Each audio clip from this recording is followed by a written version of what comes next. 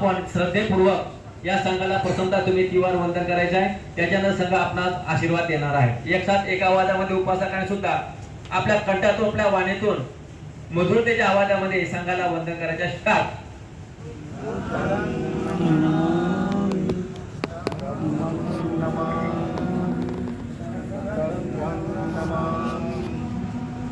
भवतु सर्वमंगलं रक्षन्तु सर्वदेवता सर्वबुद्धानुभावेन सदा सन्ति भवन्तु ते. भवतु सर्वमंगलं रक्षन्तु सर्वदेवता सर्वधर्मानुभावेन सदा सन्ति भवन्तु ते.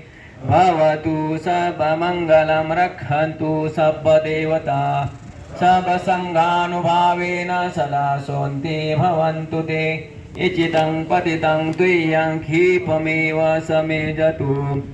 सापे पुरेतु चित्तसङ्कपा छन्दोपन्नरसो यथा. आयुरारोग्य सम्पत्ति सर्वसम्पत्तिमेव च. ततो निब्बान सम्पत्तिमिनाते समीधतु.